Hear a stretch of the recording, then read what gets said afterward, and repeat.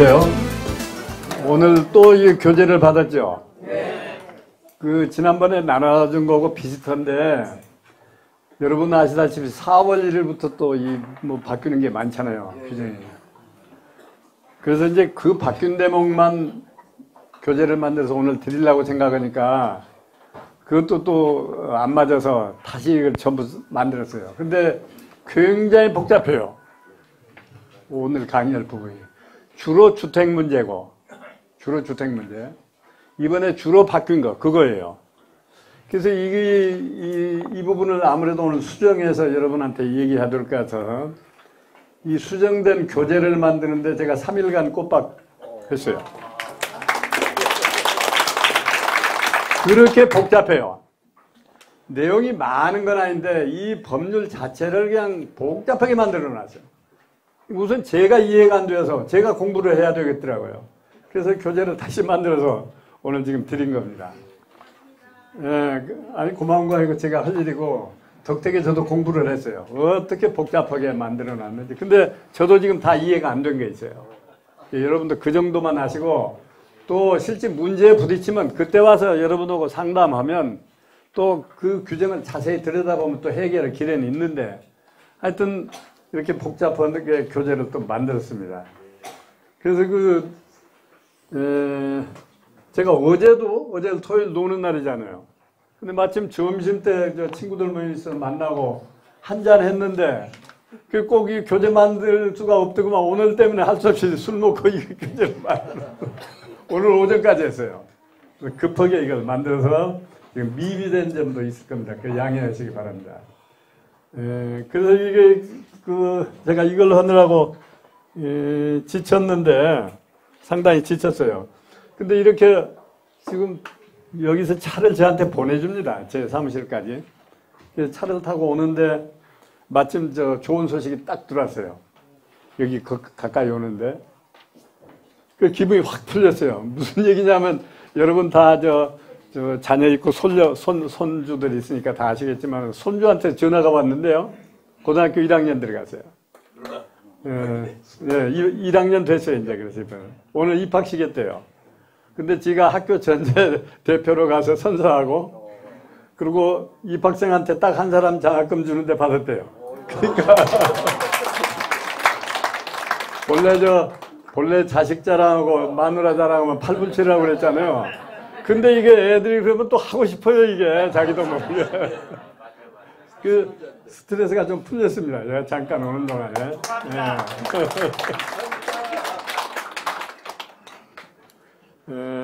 그래서 이 딱딱한 세금 얘기니까 그런 얘기도 좀 하고 그러면서 해야 이게 될 것 같아서.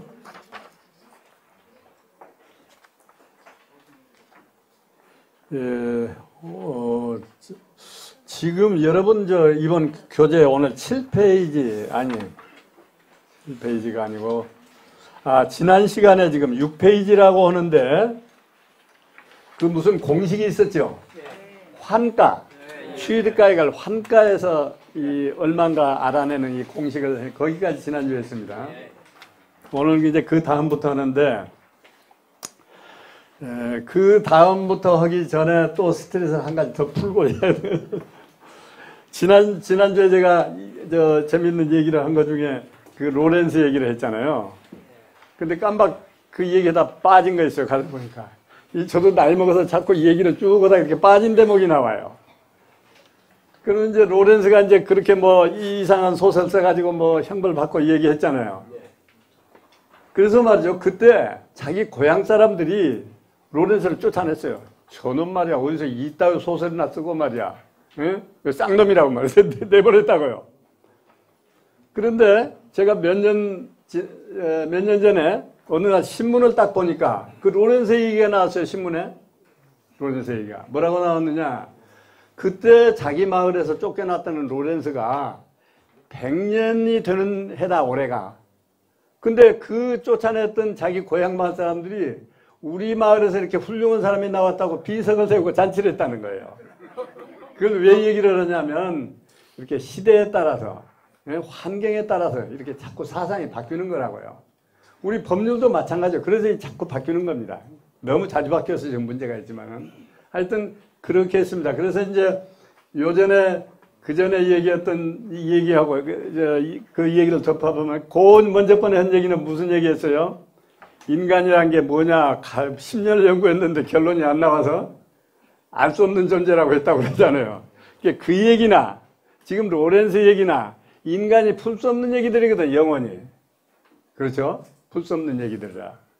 그래서 제가 이제 심심풀로 그런 얘기를 했습니다.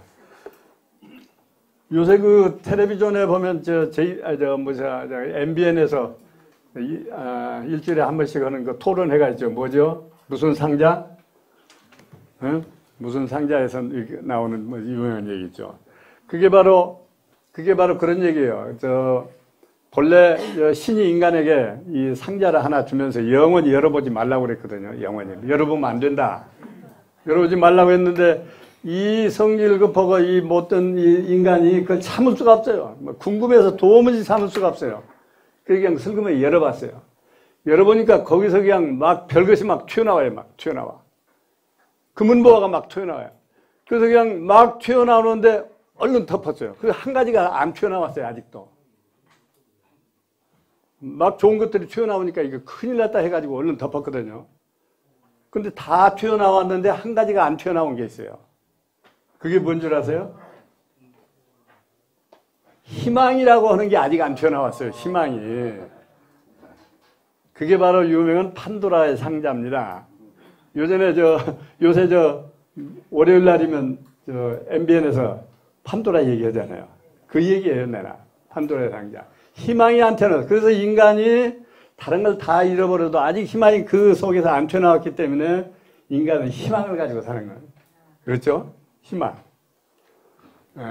하여튼 우리도 이 복잡한 세금 얘기합니다만 희망을 가지고 하면 됩니다.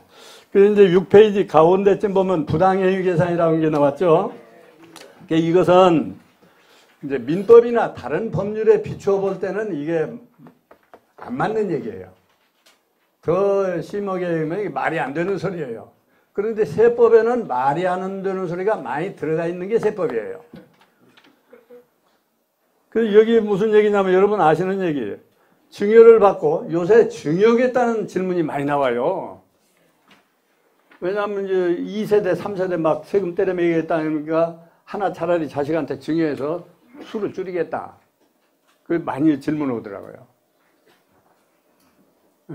그래서 이 증여를 받은 후에 5년 내에 증여받은 사람이 팔면 증여 안 받은 걸로 생각하고 최초에 증여자한테 양도소득세를 매기겠다 이런 얘기예요. 그러니까 아들한테 증여했는데 아들이 5년 내에 팔면 아들은 빼버리고 최초에 아버지가 증여한 아버지가 지금 판 것으로 보고 과세하겠다 이게 거든요. 여러분 다 아시는 얘기예요. 주의하시면 됩니다. 그 아들한테 안 남기고 그 손자한테 남겼어요. 할아버지 손자한테 그렇게 했어요? 손자한테 남겨도 마찬가지죠. 예. 요전에 우리가 이제 친족을 계산할 때 친족 계산하는 걸 여러분 한번 들었죠. 친족. 직계 비속이라고 표현이 많이 되어 있어요. 세법에는. 자녀라고 안 되고. 손자도 직계 비속이라고 그랬죠. 그러니까 아들이나 손자 같이 취급해요. 그 다음에 특수관계인의 거래부당 또 하나 있어요. 특수관계. 요전에 우리가 특수관계가 어떤 관계인가 한번 봤습니다. 제일 특수관계 깊은 것이 친족이죠. 사촌, 육촌, 뭐 어쩌고저쩌고 했죠. 이 친족, 이 특수관계에 있는 경우에는 그 거래가 시가로 했느냐, 엉뚱한 가격으로 했느냐를 이렇게 따져요, 또. 그러니까 거래했는데 시가보다도 얼마 이상 차이가 난다고 그랬어요? 3억 원 이상 차이가 난다. 또는 100분의 5 이상 차이가 난다. 그럴 때는 아무리 실제로 그 가격으로 자기들끼리는 거래했더라도 그거 무시하겠다. 그럼 어떻게 하느냐? 시가대로 하겠다는 거예요. 그러니까 이걸 늘 조심해야 돼요. 그냥 무심코 그러면 얼마에 적당히 쓰자. 이거 큰일 났다고 그러죠. 그 중요로 봐버리니까. 이런 것은 이제 부당행위 계산이라고 합니다. 이게 부당이라는 얘기고 불법이라고 하는 게 개념이 조금 다릅니다. 불법은 어때요? 불법은 정면으로 법률에 위배되는 게 불법이고, 부당이라고 하는 것은 그렇지는 않아요. 불법까지는 아닌데 합리성이 좀 적다 해가지고 세법의 측면에서 볼 때, 그래서 이걸 부인하는 거예요. 이게 부당행위 계산입니다. 양도소득에서 부당행위 계산이 두 가지가 있습니다. 다른 법률에는 부당행위 계산 이게 엄청나게 많아요. 법인세, 소득세법 엄청 많습니다. 근데 이 양도소득세법에서는 두 가지만 있습니다. 그 다음에 5번이라고 되어 있는 거야. 큰 5번. 양도소득 금액 계산. 여기서는 양도 차이익에서 장기 보유 특별 공제를 해준다. 어디서 빼주냐면 양도 차익에서 차이가 얼마나 있는데 요만큼 빼준다. 그래서 여기는 지금 많이 안 쓰고 그냥 간단히 썼습니다. 짧은 것은 10%부터 많은 것은 30%까지 해준다. 이 중간에 여러 단계가 있어요. 요 다음에 교재 만들 때는 이것도 단계별로 다 넣어드릴게요. 제가 이걸 왜 못하느냐면 아까 이거 공부하느라고 애 먹었다고 그랬죠. 그것도 애 먹는데 이 타자를 늙은이가 타자를 못하잖아요. 하기는 하는데 독수리 타법이라고 이렇게 찍으니까 시간이 엄청 걸려요. 그래서 이걸 몇 번 넣으려다가 시간이 모자라서 요 다음에 넣어드리겠습니다. 그 다음에 6번 맨 밑에 과세 표준이라고 되어 있죠. 세액 산출을 하려면 언제든지 마지막으로 과세 표준을 이끌어내야 된다 그랬죠. 모든 법률의 이 형식은 다 같다고 그랬습니다. 그래서 이제 양도소득 금액이 계산되었죠. 지금까지 장기보유 공제한 나머지가 양도소득 금액이니까 여기다가 이제 세율을 곱합니다. 세율. 근데 세율이 지금까지 우리가 공부한 것은 맨 위에 일반 세율이라고 되어 있죠. 이게 일반적으로는 다 이 세율을 적용해요. 이 세율. 초과 누진세율로 되어 있다고 예전에 그 공부 한번 했죠. 초과 누진세율을 어떻게 계산하는지. 이렇게 계산합니다. 그럼 몇 단계입니까 지금? 7단계죠. 5단계였는데 6단계, 7단계까지 늘어났어요. 세율을 자꾸 올리면서 한 단계인지 한 단계씩 더 올렸습니다. 그래서 이제 지금 마지막에 제일 높은 단계는 5억 원이 초과되면 얼마입니까? 42%. 여기다가 또 주민세, 지방소득세가 10% 붙으면 얼마요? 46.4%. 네. 하여튼 그렇게 붙는단 말이에요. 제일 작은 것은 1200만 원 이하는 6%고 이렇게 초과 누진세율 구조로 되어 있다. 여기까지는 별거 아니에요. 일반 세금 계산하는 거 같은 방식인데 요 이제 그 밑에 2번으로 내려가면 1세대 2주택자에 대한 세율을 어떻게 하느냐. 이게 문제예요. 이게 금년부터 지금 바뀐 거 복잡하다는 게 바로 이 대목입니다. 1세대 2주택자는 앞에 일반 세율을 적용하는 거 아니고 다음과 같이 해라. 그래서 여기 보시면 양도주택에 적용되는 일반 세율에다가 10%를 더 때려 붙여라. 가령 내가 2주택에만 안 걸리면 30%에 해당되는데 내 세율이 거기다 10% 때려 붙이면 얼마죠? 40%라는 거예요. 그러니까 엄청나게 오르는 거예요. 네. 이제 여기 끝나면 이제 3주택일 때가 또 나옵니다. 지금은 2주택일 때고 3주택은 때는 거기다 또 10% 때려 붙여라. 그럼 얼마였죠? 20%. 그러니까 본래 내 세율이 30%짜리 같으면 50%가 돼버려요. 이게 못 견디는 거죠. 그래서 이 부분을 이번에 이렇게 이제 정부에서 이거 가격을 잡겠다고 해서 내놨는데 이 부분을 그렇게 복잡하게 해놨더란 말이에요. 규정을. 그렇기 때문에 오늘 제가 두 가지만 하려고 그럽니다. 1세대 2주택일 때 어떻게 하느냐, 3주택일 때 어떻게 하느냐, 그 두 가지만 하려고 그래요. 근데 주로 문제가 어떤 문제냐면 2주택인데 그 2주택 계산을 어떻게 하느냐, 그게 그렇게 복잡해요. 여러분 얼른 생각하면 2주택, 집 2개 이렇게 생각하면 되죠. 근데 복잡해요. 이제 들어보시면 3주택도 마찬가지고 복잡해요. 그래서 이걸 저거 하나씩 훑어봅시다. 맨 먼저 1번, 괄호 1번 되었죠. 수도권. 이제 수도권이 어디서 어디까지냐 하는 것은 여기다 안 적었습니다. 여러분이 나중에 보시면 됩니다. 서울을 중심으로 한 몇 킬로미터 이내. 수도권. 그 다음에 광역시. 우리나라 뭐 5군데인가 6군데 있죠. 광역시. 그 다음에 자치시라는 게 전에 없던 게 들어갔어요. 자치시. 자치시가 두 군데 있죠. 근데 여기서 중요한 것은 이 세 군데가 아니고 그 외의 주택 지역이라고 그랬어요. 그 외의 주택. 그러니까 뭐 수도권, 서울 같은 데 수도권 빼고 광역시 빼고 자치시도 빼고 그 나머지 지역. 그러니까 도시, 큰 도시 지역을 벗어난 지역이죠. 왜 이렇게 복잡하게 표현을 해놨느냐. 외의 지역에 소재하는 주택이에요. 여기서 말한 것은. 그러니까 그 세 군데 뺀 나머지는 주택 수계산할 때 제외한다. 빼준다. 그러니까 그러면 그 세 군데는 그러면 괜찮으냐? 오히려 큰 데니까 더 무겁게 과세해야 할 텐데, 그러죠? 그런 생각이 들죠.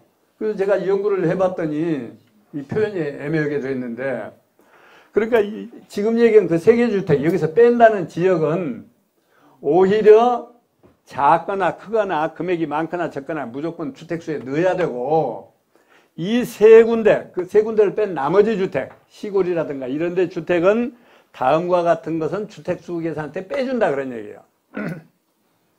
그러니까 금액이 작은 거, 평수가 작은 거, 이런 것들은 1주택 몇 개가 있느냐를 셀 때 그건 빼준다.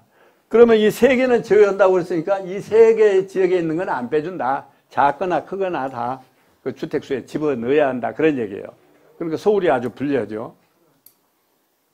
근데 표현을 이상하게 해놔서 저도 이해 먹었어요. 수도권, 광역시, 자치시, 외의 지역에 소원한 주택이다. 그 밖에 있는 지역. 그래서 기준시가가 얼마짜리요? 3억을, 3억 이하 그러면 또 여기 표현은 3억을 초과하지 않는 주택, 이렇게 표현이 복잡해지더라고요. 3억을 초과하지 않으면 결국 3억 이하라는 얘기죠. 예. 주택시에서 제외한다. 따라서 수도권, 광역시, 자치시 안에 있는 주택은 모두 과세 대상 주택수에 포함은 된다. 결국 그런 얘기예요. 그게 말을 비비 꼬아놔서 그러지. 따져보니까 그런 얘기더라고요. 포함하되 제가 읽으려고 그럽니다. 다만 광역시, 아까 수도권, 자치시라 하더라도 그런데도 시골하고 접해 있는 데는 군, 읍면이 있거든요. 그렇죠? 광역시에도 시 말고 또 군이 있어요. 그 안에. 군이나 읍면 지역은 이 광역시로 생각하지 말아라. 그러니까 결국 제외해 준다는 얘기죠. 아이고 미안합니다.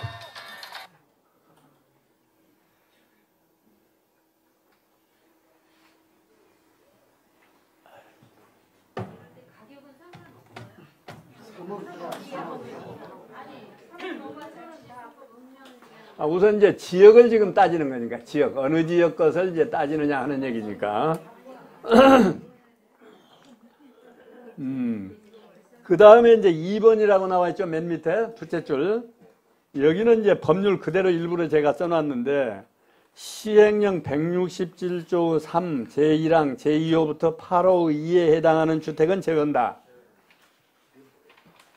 그러니까 2호부터니까 2, 3, 4, 5, 6, 7, 8, 8의 8가지는 또 여기서 빼준다. 8가지. 그래서 이렇게만 하면 여러분들이 모르니까 8가지를 제가 설명을 이제 넘어가면 해줍니다. 요건 주택수 계산할 때 빼줘도 된다. 첫째 번이 장기 임대주택. 이게 제일 질문 많아요. 장기 임대주택. 장기 임대주택은 빼준다. 제외해준다.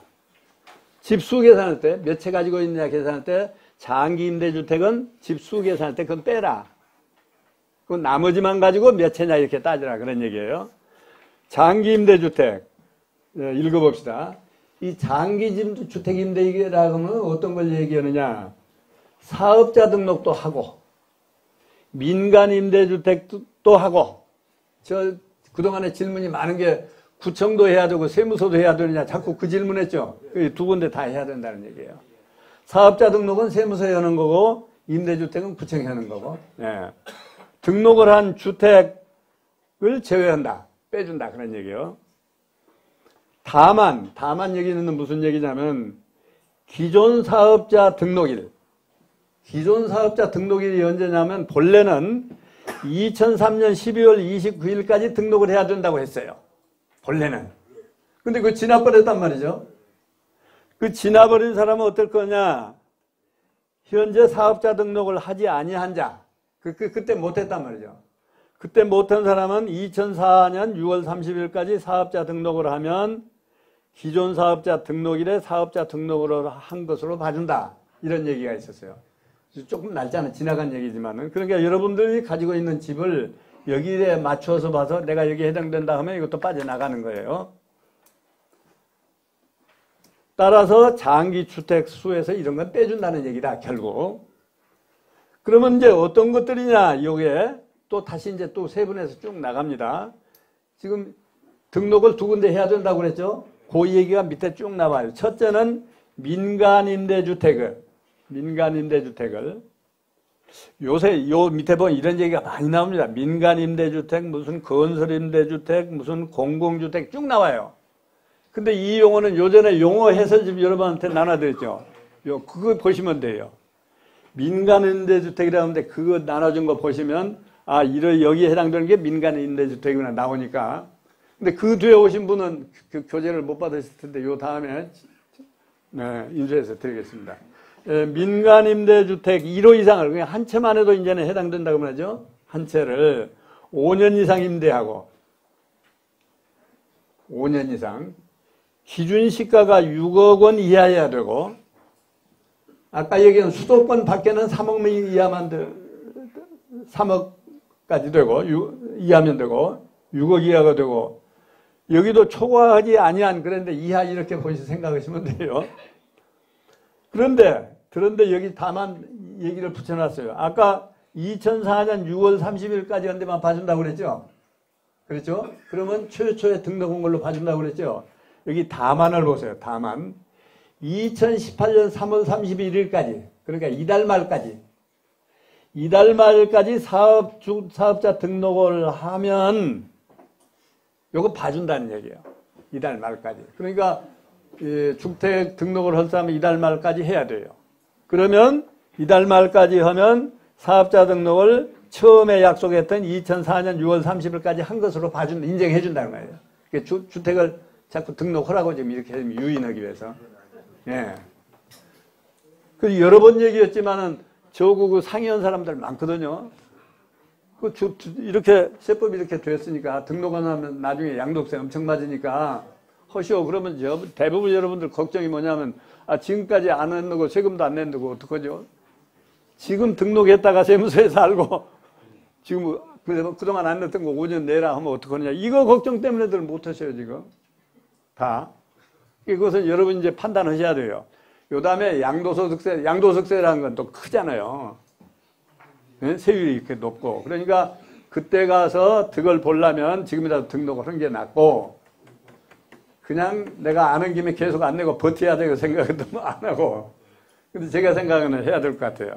그리고 또 하나는 그러면 지금만이라도 등록을 했다가 세무서에서 알고 쫓아와서 그러면 5년 동안 그동안에 안 낸 거 내라. 이게 걱정이잖아요 지금. 근데 대개 이럴 때 보면 법률에 없지만은 이렇게 정부에서 이렇게 권장하는 때는 되게 소급해서 잘 안 하거든요. 지금 와서 등록해 준 것만 또 고맙거든. 정부로 봐서는. 그렇잖아요. 자기들 지금 힘이 모자라서 그 조사도 못했는데 와서 등록해 준 고마우니까 되게 소급해서는 잘 안 하더라고요.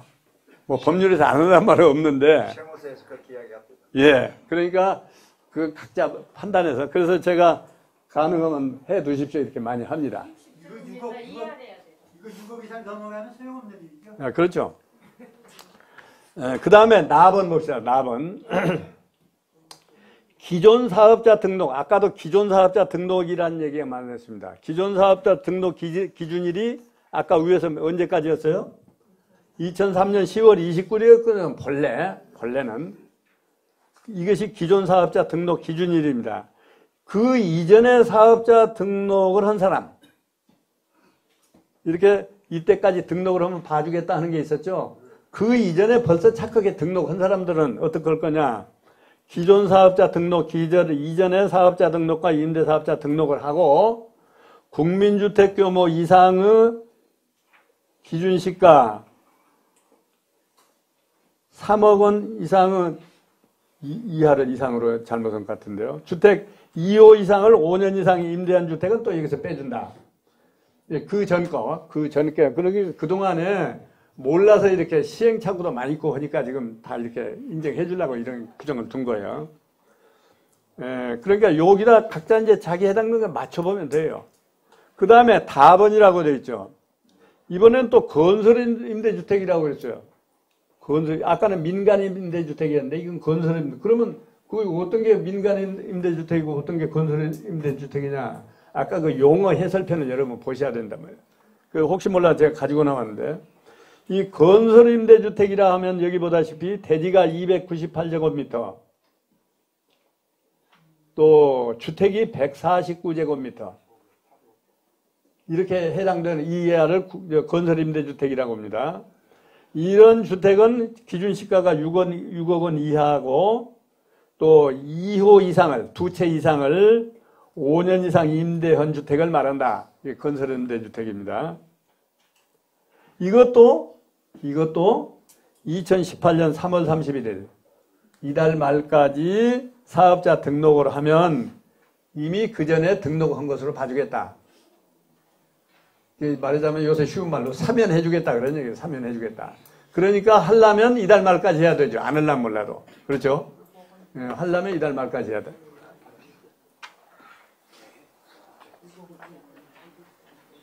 그 다음에 맨 밑에 보세요. 랍은 민간 임대주택 또 나왔습니다. 민간 임대주택. 이번에는 괄호 속에 있는 것처럼 미분양주택을 얘기합니다. 미분양주택.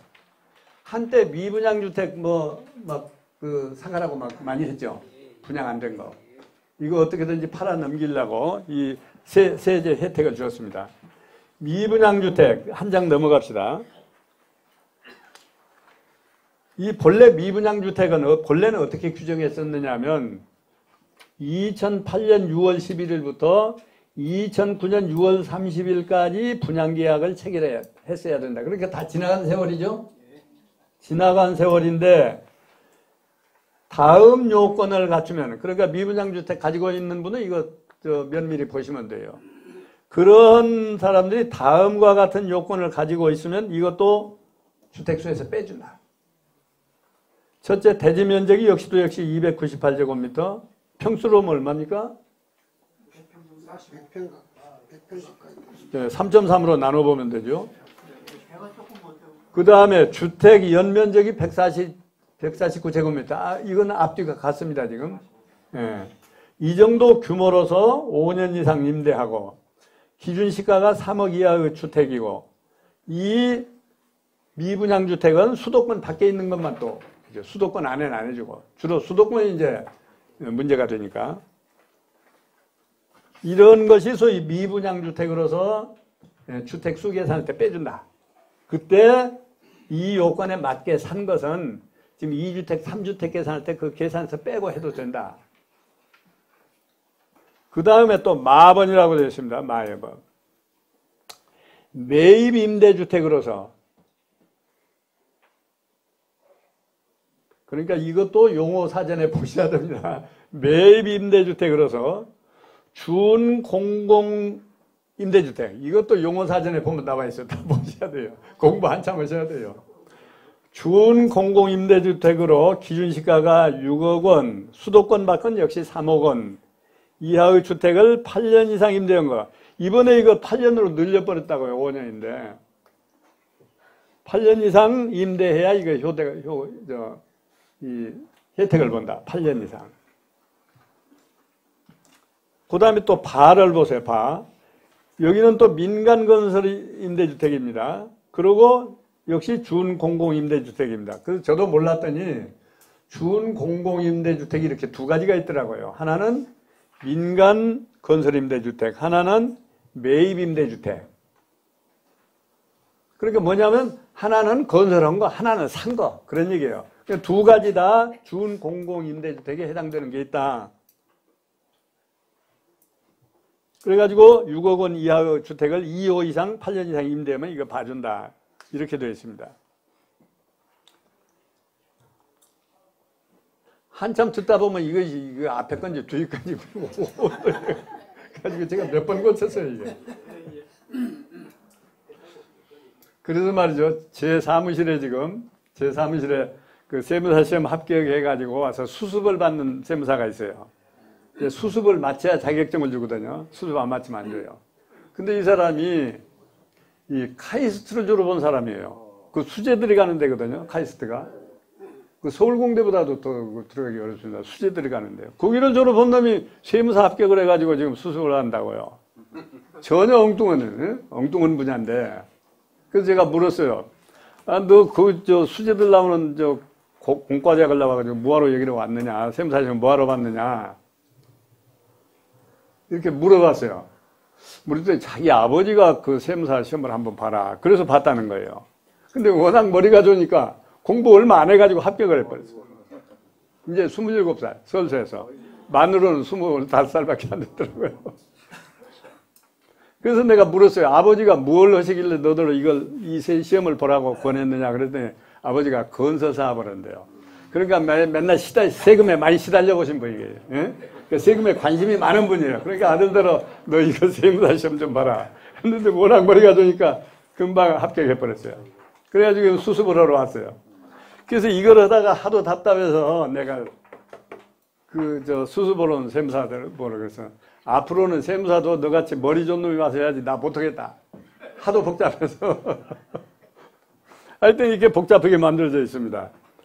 그래서 이제 더 보시면 이제 민간임대주택으로서 준공공임대주택인데 A라고 되어 있죠. A에 보면 양도소득세가 감면되는 국민주택 규모 이하의 주택으로서 근데 어떤 감면이냐면 모든 감면이 아니고 조특법이라고 하는 게 조세특례 제한법을 약해서 쓴 겁니다. 조특법 97조하고 97조 2에하고 98조하고 그러니까 3개 조항 이 3개 조항에 의해서 감면받는 국민주택이라는 얘기예요. 감면받는 규정이 여러 군데 있으니까 다른 것은 이 3개 규정에 의해서 감면을 받는 국민주택 규모 이하의 주택은 5년 이상 임대하면 또 이거 빼준다. 주택수 계산할 때 이건 주택으로 안 본다. 이 3개 조항 97조, 97조의 98조 이 3개 조항에 의해서 감면받는 주택이었는데 어떤 것이냐 오늘 이 시간 지내고 요 다음에 이 감면할 때 합니다. 그러면 이렇게 감면받는 업체는 주식수 계산할 때도 빼주는구나 이렇게 이제 알 수가 있어요. 그 다음에 B라고 되어 있습니다. 종업원에게 무상으로 10년 이상 제공한 주택. 근데 근로자들 자꾸 위해서 종업원에게 기숙사 같은 거 얘기죠, 모두. 이렇게 무상으로 제공한 주택은 봐준다. 그 다음에 또 C라고 되어 있습니다. 여기는 98조 2, 98조 3, 98조 5부터 98조 8 그리고 99조, 99조 3 이 감면 규정이 이렇게 많아요. 이런 법률을 이런 조항에 따라서 양도소득세가 감면받는 주택도 역시 주택수에서 빼준다. 빼주는 것도 많아요. 그 다음에 ABC, D라고 되어 있습니다. 여기는 문화재. 문화재도 소유권은 개인한테로 되어 있는 게 많습니다. 대부분. 그러니까 비록 개인의 소유 등기로 되어 있더라도 문화재로 지정된 것은 주택수 계산할 때 빼줘라. 그래야 되겠죠. 그 다음에 2일입니다. ABCD. 상속주택으로서 5년이 경과한 거. 상속받아서 2채가 되었어요. 상속받아서 3채가 되었어요. 그런 경우에는 상속주택은 주택수 계산할 때 계산하지 말아라. 근데 5년이 경과 안 한 것만 빼주거든요. 5년 넘은 건 어때요? 그것도 주택수에다 집어넣어요. 왜 그러냐면 5년 내에 상속주택은 팔아라 그런 얘기죠. 2채 가지고 있으니까, 3채 가지고 있으니까. 또는 4채 가지고 있으니까 상속받은 것은 5년 내에 처분해라. 그렇지 않으면 이것도 양도세 매길 때 안 봐주겠다. 그런 얘기입니다. 그 다음에 이 F라고 되어 있습니다. 저당권 실행으로 취득한 거. 그러니까 경매에 가서 낙찰되어서 내가 받은 게 또 하나 있다. 그것도 빼줘라. 다만 3년 넘기 전에만 빼준다. 그러니까 그것도 가서 조당받은 거 이렇게 경매대가 샀으면 그 3년 내에 그것도 처분해야지 많이 가지고 있지 말라 그런 거죠. 응? 그 3년이 경과하기 전까지는 주택수 계산할 때 이것도 빼줘라. 그 다음에 마지막에 영유아법에 뭐라고 되어 있습니다. 그런데 요새 저 어린이집들 많이 있죠. 가정에서 키우잖아요. 어린이집을 가진 그 가정집 이것도 빼줘라. 등록 후 55년이라고 되는데 내가 5자를 2번 쳤습니다. 5년. 5년 이상 사용하고 최소한 5년 이상은 사용하고 어린이집으로 그 다음에 만일에 어린이집을 폐업했을 때는 6개월 내에 폐업해야지 6개월이 경과하면 또 이거 안 봐준다. 근데 이것도 너무 짧아요. 그렇죠? 6년 내에 안 팔리면 어떡할까요? 6개월 내에. 그러니까 이런 경우는 대개 안 팔릴 수밖에 없는 사정이 있었다. 그런 경우에는 또 이제 신청을 하면 또 이런 절차에서 봐주는 경우가 있어요. 내가 아무리 이렇게 노력해도 안 되는데 어떻게 할 거냐. 그런 사정이 있다. 그러니까 보통 그냥 우리가 말로 팔리려고 안 팔렸다. 이건 안 되고 객관적인 사정이 있었다. 심지어 어떤 사람은 그래 일부러 광고를 내요. 그러니까 광고까지 내고 있는데 안 팔리는데 어떻게 할 거냐. 어? 기간 연장해주라. 이렇게 신청하는 경우가 있어요. 여기까지 지금 설명한 것이 뭐냐면 전부 장기임대주택입니다. 장기임대주택. 이 부분은 장기임대주택 이 부분은 3주택일 때하고 똑같아요. 3주택도 마찬가지예요. 이렇게 합니다. 지금 2주택일 때 우리가 보는 거죠. 지금 2주택 가진 사람의 세율을 적용할 때 어떻게 할 거냐. 장기임대주택은 빼주는데 어떤 것이 장기임대주택이냐 이걸 쭉 봤거든요. 근데 이 부분은 3주택 계산할 때도 마찬가지다. 이 부분은 빼준다. 이 부분 계산하는데 제가 많이 헷갈려서 했어요. 그 다음에 이제 넘어가시면 10페이지라고 되어 있습니다. 10페이지.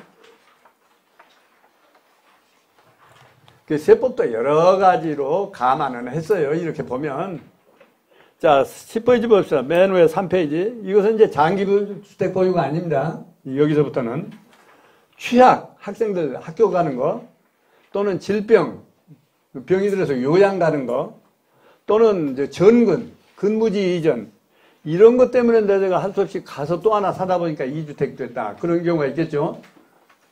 이런 사정으로 있을 때는 3억 이하의 주택은 주택수에 계산하지 마라. 다만 취득 후 1년 이상 거주하고 그 사유가 해소된 후에 3년이 경과 안 해야 된다. 그러니까 전근 갔다 또 다시 왔는데 3년까지는 봐주는데 3년 넘었는데 그때까지도 가지고 있으면 이거 안 봐주는 거예요. 또. 근데 문제는 방금 얘기다시피 3년간 내가 팔려고 해도 안 팔렸던 어떻게 그럴 거냐. 이게 지금 문제란 말이죠. 하여튼 규정은 이렇게 돼. 3년 내에 팔아라. 그 다음에 4번이라고 되어 있습니다. 60세 이상의 직계존속. 요새는 60세는 젊다고 그러는데 여기는 60세로 되어 있습니다. 60세 이상의 직계존속을 봉양하기 위해서, 그러니까 부모 봉양하기 위해서, 조부모 봉양하기 위해서 합가를 했어요. 그 부모가 살던 집하고 아들이 살던 집하고 합치니까 1세대 2주택이 됐잖아요. 왜냐하면 주택수는 각자 계산하는 게 아니고 세대별로 계산하니까. 그렇죠? 그러니까 그런 질문도 많이 있어요. 아들하고 나하고 각각 2개 가지고 있는데 같이 살고 있어요. 그러면 2주택 되는 거예요. 따로 살면 되는데. 그러니까 이것도 합가를 해서 2주택이 되어버렸단 말이죠. 이것은 3년이 지나기 전까지는 봐준다. 한 주택으로 봐준다. 2개 있어도. 그러니까 3년 내에 하나 처분을 하라 그런 얘기죠. 3년 넘으면 안 봐준다. 그 다음에 혼인으로 해서 2주택이 된 경우도 마찬가지예요. 혼인. 그렇죠? 신랑도 한 채 가지고 있고 신부도 한 채 가지고 있다. 둘이 혼인했으니까. 그렇죠? 그리고 혼인으로 인해서 2주택이 된 경우 이것은 어떻게 하라고 그랬어요? 5년이 경과하기 전에 이것도 한 채 팔아라. 두 사람 한 세대가 둘이 합쳐서 한 세대가 되었는데 두 채 가지고 있을 필요 뭐 있느냐. 그동안 팔아라. 5년까지는 봐주겠다. 이런 얘기예요. 여기 좀 보면 이제 혼인으로 인해서 그랬죠. 근데 요새 혼인이란 말을 안 쓰는 사람들이 뭐라고 해요? 혼인이라고 안 하고 전부 결혼이라고 그래요. 여러분도 그렇게 하실 거예요. 내가 유심히 듣거든요. 그런데 결혼이란 말은 본래 일본식 용어입니다. 이게 외식 용어예요. 그러니까 일본 사람이 들어오기 전에는 결혼이란 말 한국에 없었어요. 혼인, 혼사. 그래서 이 혼인이란 말은 우리나라 법률에는 다 혼인이라고 했지 결혼이란 말이 없어요. 용어 자체가 없어요. 응? 헌법에 뭐라고 해요? 헌법에 혼인의 순결과 뭘 지켜준다. 나라가, 국가가 혼인이라고 되어 있단 말이에요. 민법에도 보면 혼인은 어떻게 성립한다. 혼인은 어떤 효력을 발생한다. 다 혼인이라고 되어 있어요. 그런데 일상 사람들은 전부 다 결혼이라고 그러지 혼인이라는 사람 제가 100명 중에 1명도 못 봐요. 그래서 제가 주례로 많이 썼습니다. 그런데 저는 반드시 그래서 혼인이라고 그래요. 왜냐면 주례가 그 혼인 선서 있잖아요. 그거 읽잖아요. 거기도 보면 혼인이라고 되어 있어요. 분명히. 혼인이 성립되었음을 선언합니다. 이렇게 주례가. 그렇게 읽고 또 얘기할 때는 또 깜빡 잊어버리고 결혼이라고 그래요. 주례들이. 우리말 찾아야 돼요. 좋은 말.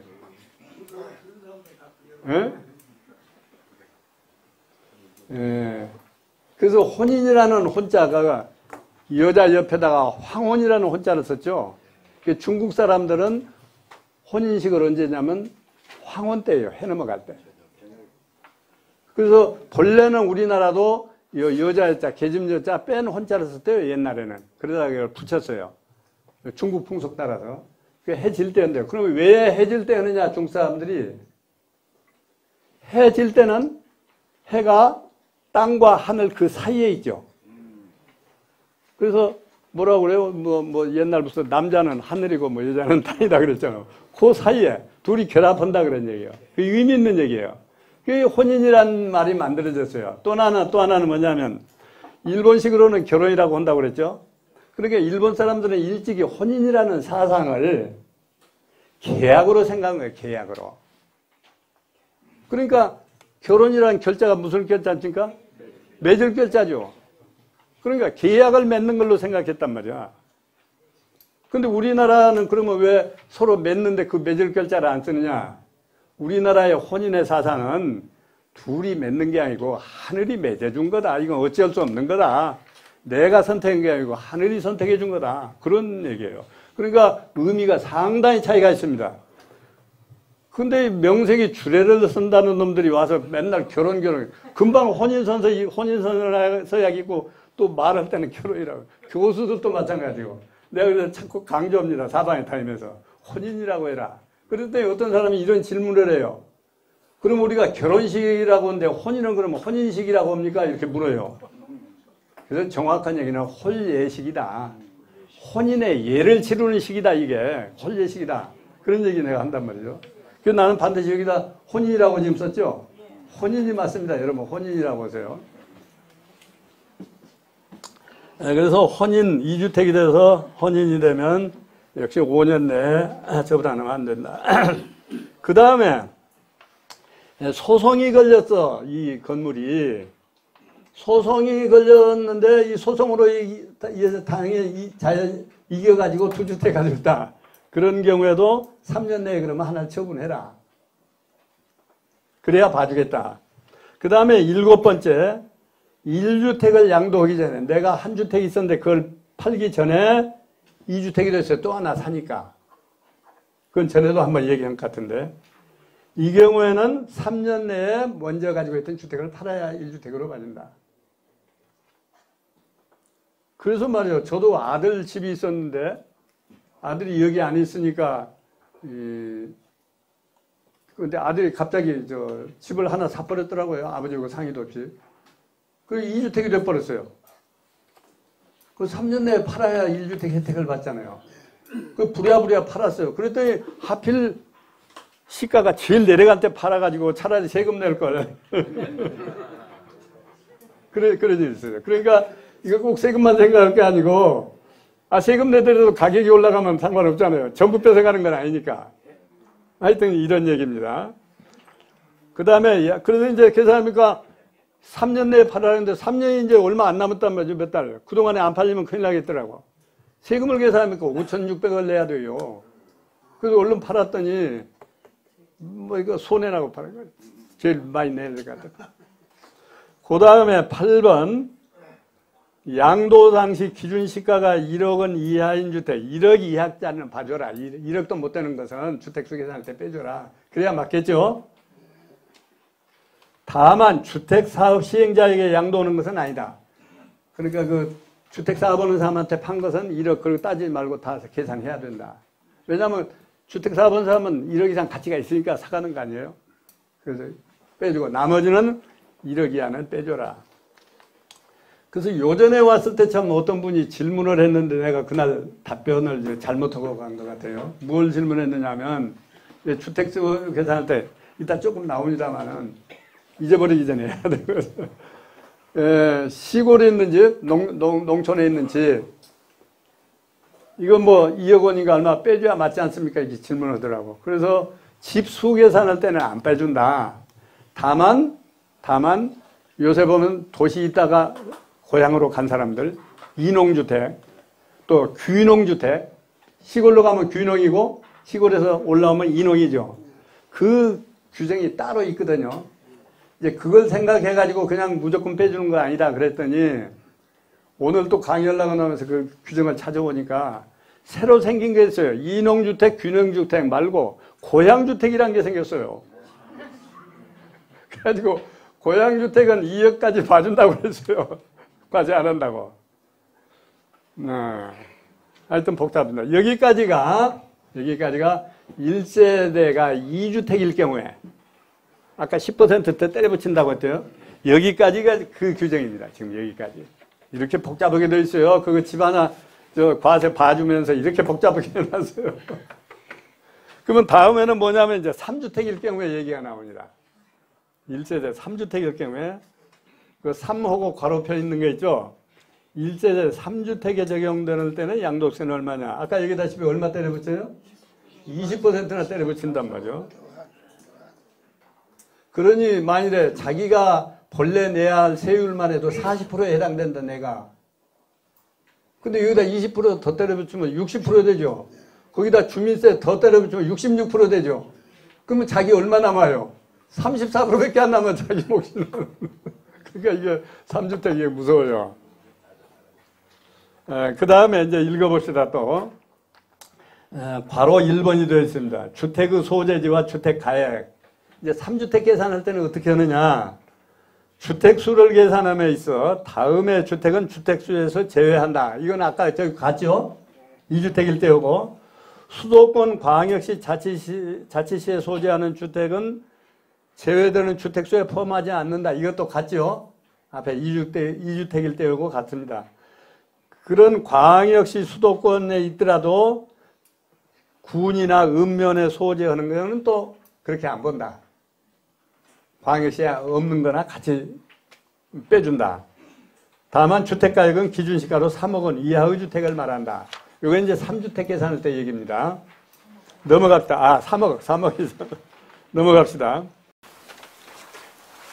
넘어가면 그 맨 페이지 수가 앞 페이지는 10페이지인데 여기 다시 와서 8페이지가 됐죠. 이것은 아까 2주택일 때 했던 그리고 똑같아. 동일해서 이쪽에로 내가 그냥 옮겨 심다 보니까 페이지가 8로 나온 겁니다. 그러면 첫째가 여기도 뭡니까? 장기임대주택. 그러니까 2주택 계산할 때나 3기주택 계산할 때 장기주택인데는 빼준다. 이렇게 생각하면 돼요. 그렇죠? 3주택이나 2주택이나 하여튼 계산할 때 장기임대주택은 다 빼준다. 어느 쪽이든지. 그러니까 이건 제가 설명을 안 하고 그냥 넘어갑니다. 그렇죠? 아까 2주택일 때하고 똑같으니까 넘어갑니다. 그러면 9페이지, 여러분 교재 9페이지라고 나와 있죠? 맨 밑에 보니까 아까 뭐라고 그랬어요? 가정어린이집 있죠? 여기까지 다 똑같아요. 여기까지는 2주택일 경우나 3주택일 경우나 똑같아. 그러니까 제가 더 이상 설명을 안 합니다. 그런데 여기 강의로 오면서 그냥 똑같다 그러려다가 또 똑같은 혼선이 올까 싶어서 다시 여기다 기록에 넣은 거예요, 지금. 제가 해보니까 나이 먹으면 자꾸 이게 혼선이 와요. 그 다음에 이제 11페이지라고 한 장 더 넘기면 나와 있습니다. 지금까지 얘기한 것도 전부 주택수 계산하는데 필요한 거였죠? 뭔 빼준다, 안 빼준다, 뭐 그런 얘기 아니에요? 근데 주택수 계산할 때 일반 원칙이 몇 가지 있습니다. 이거 넘어가시면. 주택수의 계산, 일반 원칙. 다가구 주택은 전체를 1주택으로 본다. 여러분 다 아시는 얘기죠? 예, 다가구는 한 집으로 본다. 그러니까 다가구 지은 사람이 유리해요. 사실은 다가구는 그 안에 여러 사람이 여러 주택인데 그걸 한 채로 봐주니까. 그 다음에 공동상속주택. 아까 상속받은 주택 5년 내에 처분해야 된다고 그랬죠? 그런데 상속을 나 혼자 받은 것이 아니라 여러 형제가 같이 받았다, 공동으로. 그럴 때는 어떻게 할 거냐? 그 중에 지분을 가장 크게 받은 사람 걸로 세요. 그 사람 수. 나머지 사람은 작게 받은 사람은 주택수에 안 들어가도 돼요. 근데 많은 사람, 제일 비율이 맞은 사람이 공교롭게 두 사람이다. 그럴 수도 있죠. 형제가 똑같은 비율로 받았다. 그러면 많은 사람 걸로 보라고 하는데 누구 걸로 봐요? 연장자. 예. 그 집에 사는 사람이 1순위고 연장자가 2순위입니다. 그 다음에 부동산 매매업자가 보이는 거. 부동산 매매업자. 이 사람은 지금 자기가 거주하거나 이런 목적으로 하는 게 아니고 매매 사업을 하려고 지금 사놓은 것이죠.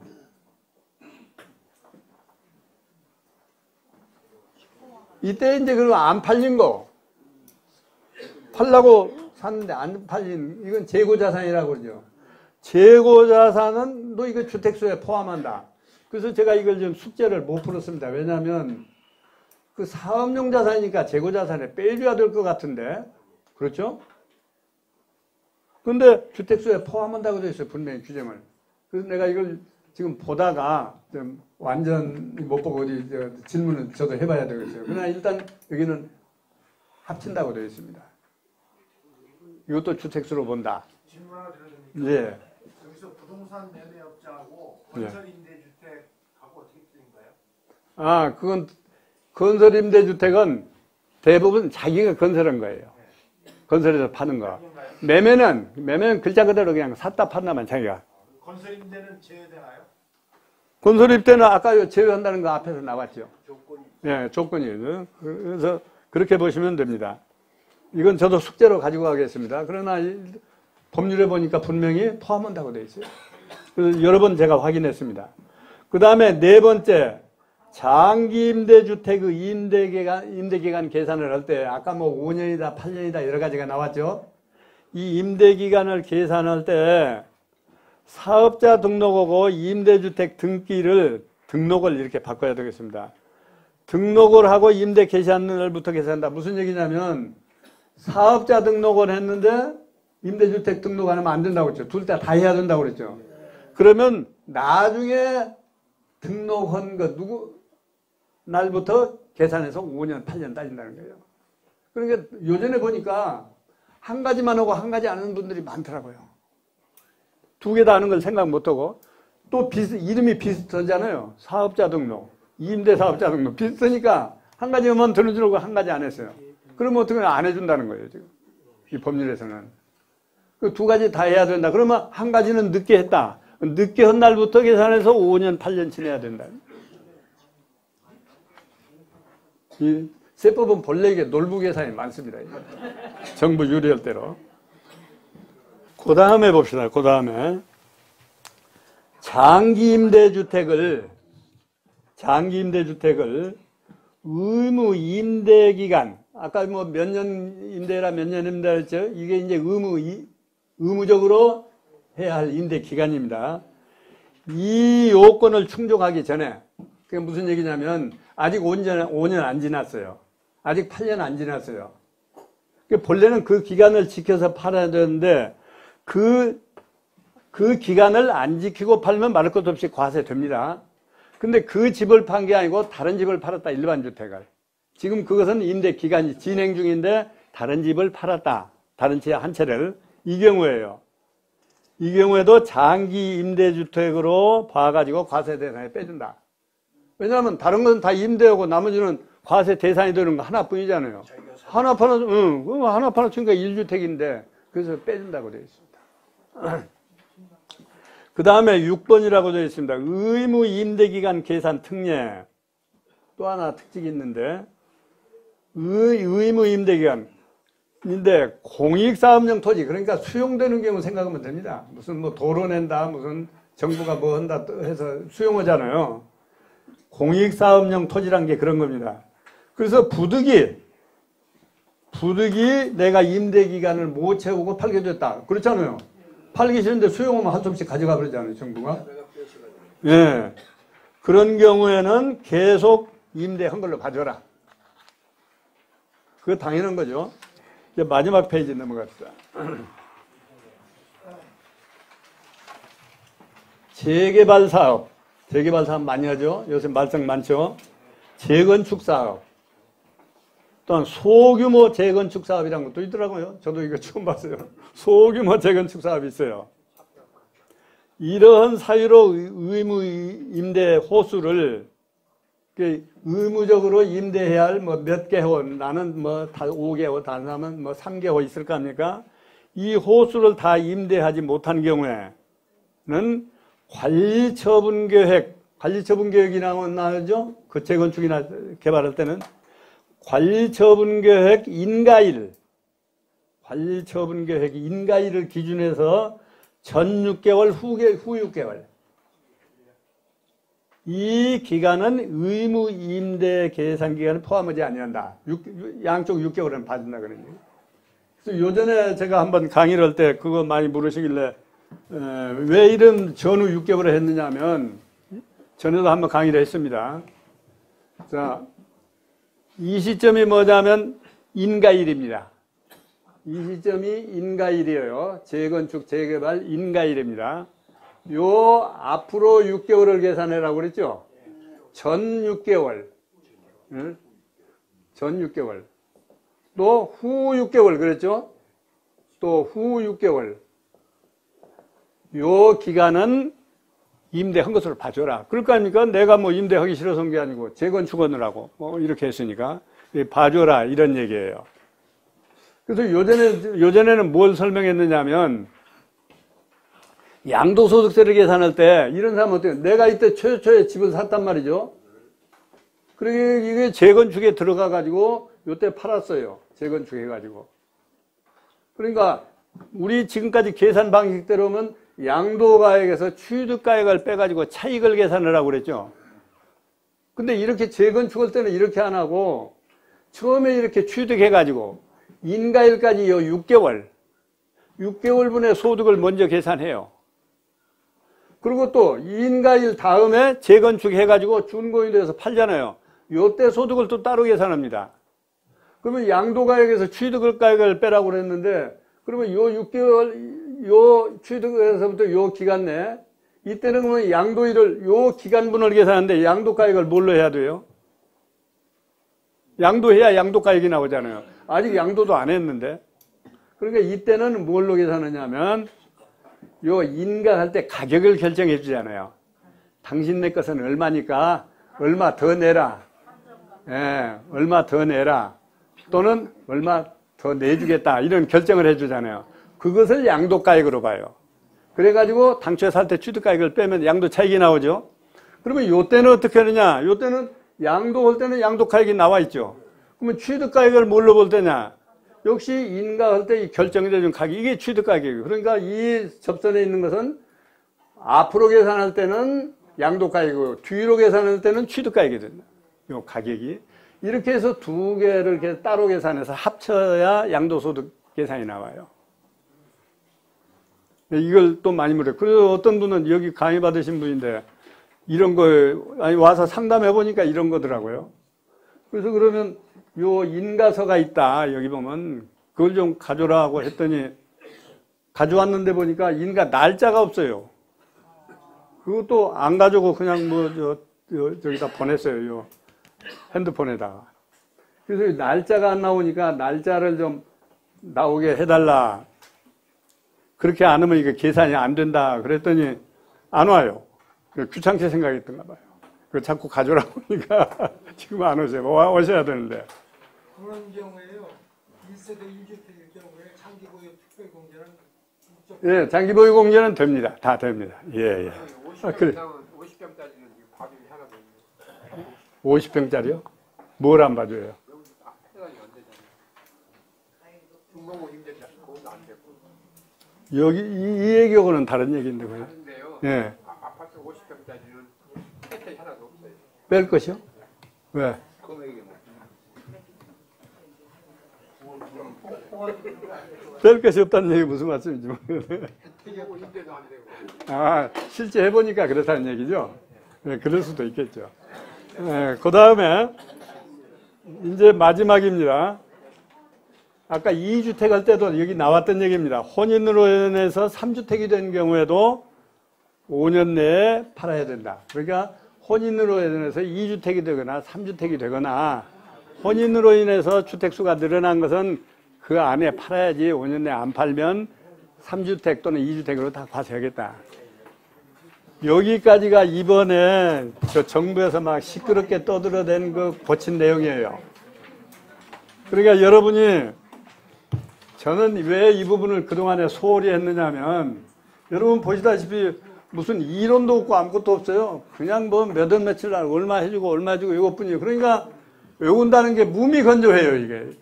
그래서 공부를 안 했거든요. 근데 여러분 상담을 받아보니까 이걸 제일 많이 물어 또. 그래서 제가 상담해드리기 위해서 이거 공부를 했어요. 근데 저도 아직 부족합니다. 그래서 오늘 특별히 오늘은 이것만 지금 얘기하려고 했습니다. 오늘 여기까지 하겠습니다. 감사합니다.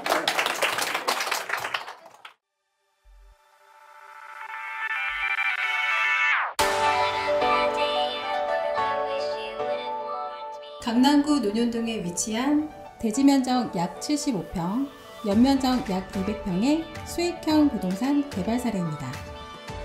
인지도 있는 브랜드와 연계하여 임차인이 선호하는 최상의 공간을 만들어갑니다.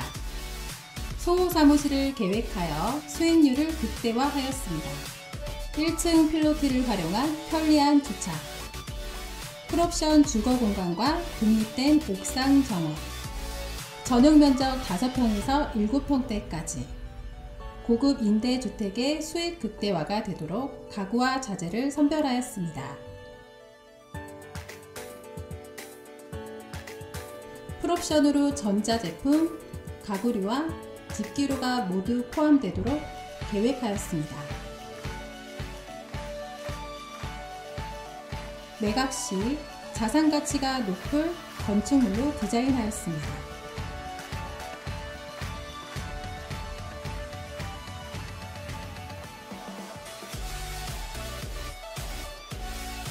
보유 부동산과 투자 부동산의 탁월한 시장 분석과 주거 공간의 경험으로 최고의 품질과 최상의 수익을 함께 창출해 나가겠습니다.